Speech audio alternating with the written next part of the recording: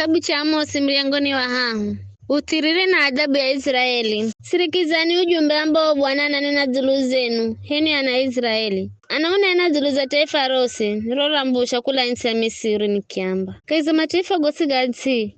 Bena mmanya ninwi tu, kwa utuwa wenye bae, ndamwangiza akili kwa makosa ginugosi. Viza tuairimana dima kunenda mwenga, hasi wa kusikizana. Viza simbana dima kururu matakani bila kukalaza gura nyama. Vize mwana simbana dima kurura panga ni mwakwe, kala kaza ngu kugurwa kitu. Vize kanyama kakubururuka kana dima kugurwa ni muhambo, hasi wa muhambo kuhegwa. Vize muhambo na dima kushuka wenye bila kugurwa kitu. Vize gundaravi arina dima kupigwa kaiza mzi na atu masingiro ni woga. Vize ni mzi hiwo udimao kupatwa ni mai bila Bwana kugareha. Ujeri wenye Bwana Mlungu kaenda utowo si bila kwa wago nulirahu mikie manabii siriyo. Simba za ruruma ni hanase goha. Bwana Mlungu azanena ni hanari ya kandambozo nabii. Tangaza nikaiza ngome za Shidodi na Misiri muambe. Tungana nani hangwanga zuri za mirima ya Samaria. Mloleza fujo nyinji na kaonera kuriko mumo.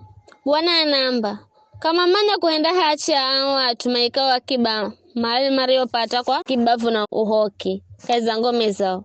Kwa hivyo Bwana Mlungu anaamba hadui anaza na yada zingira nchi yenu na yada zitaramusha chini nguvu zenu zingwambole na zale mateka ngome zenu. Bwana anaamba vivi hera za viria murisa nyagulaje magulu mairi gangonzi hedu kisiku cha sikiro kanoni mwa simba. Ndijo na Israeli makalo Samaria mandijo nyagulwa niyo makalo pembe ya kochi na zulu za mito ya hariri ya kitanda.